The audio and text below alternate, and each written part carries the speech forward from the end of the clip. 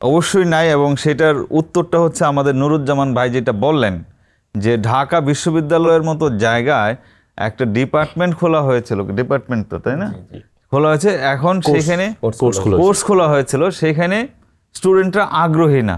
এর থেকে মানে অনেক অ্যাডভান্স লেভেলের যেসব সাবজেক্ট আছে সেগুলো নতুন নতুন সাবজেক্ট খোলা হয়, অনেক ছাত্র ভর্তি হয়, কিন্তু ইন্স্যুরেন্সের মতো একটা প্রগ্রেসিভ ভেরি অ্যাডভান্স লেভেলের একটা সাবজেক্ট, ফাইন্যান্সিয়াল সেক্টরের কোর্স খোলা হয়েছিল, সেখানে স্টুডেন্ট পাওয়া যায় না। এটা তো ইট শুড বি, মানে এইটাই আগে রেমিডি করা দরকার, তারপরে ইন্স্যুরেন্স সেক্টরে আসা দরকার। এটাই থেকেই বোঝা যায় যে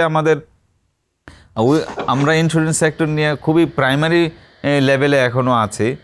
তো সেইখানে প্রোডাক্ট ডেভেলপমেন্ট করা, প্রোডাক্ট মার্কেটিং করা, এটা তো আরও অনেক দূরের ব্যাপার। সো যে লেভেলে ইন্স্যুরেন্স কোম্পানিগুলো এখন আছে, আমার তো মনে হয় না যে তারা নতুন প্রোডাক্ট নিয়ে চিন্তা করতেছে। তারা তো ক্লেইম সেটেলমেন্ট নিয়ে এখনও পর্যন্ত খুব বেশি প্রোগ্রেস দেখাতে পারছে না।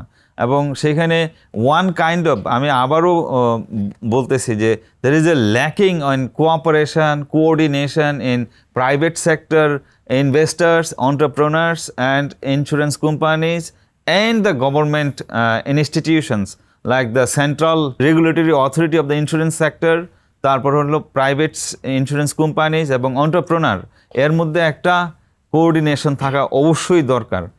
ফর এক্সাম্পল, যদি কোনো প্রাইভেট ব্যাংক কোনো বড় ধরনের অ্যানোমালিস করে, এইটার একটা সুন্দর সুষ্ঠু তদন্ত হয়, কিন্তু আজও পর্যন্ত ইন্স্যুরেন্স কোম্পানিতে শুনি নাই যে সুন্দর সুষ্ঠু কোনো তদন্ত হয়েছে, এই কোম্পানিকে এত জরিমানা করা হয়েছে, এই কোম্পানির অপারেশন বন্ধ করে দেওয়া হয়েছে, বা ক্লেম সেটেলমেন্টে তার উপরে শাস্তি দেওয়া হয়েছে ক্লেম সেটেলমেন্ট করার জন্য। তাহলে তারা প্রোডাক্ট নিয়ে কি চিন্তা করবে? প্রোডাক্ট নিয়ে তো তাদের কোনো ভাবারই সুযোগ নাই, ভেরি প্রাইমারি লেভেলে আছে এখনো তারা। It should be investigated thoroughly by the government agencies at first, and then they should come forward with the product and other financial product, যেগুলো মানুষের কল্যাণে কাজ হতে পারে। মানে এটা হইতেই পারে না, মানুষের টাকা পয়সা নিয়ে এইভাবে কিভাবে ছিনিমিনি খেলে, এটা তো মানে এটা আনরেগুলেটেড অবস্থা আর থাকতেই দেওয়া উচিত না।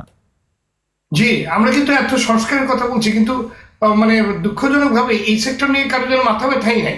মানে এটা হলো সবচেয়ে বড় দুর্ভাগ্যজনক, এটা খুবই দুর্ভাগ্যজনক।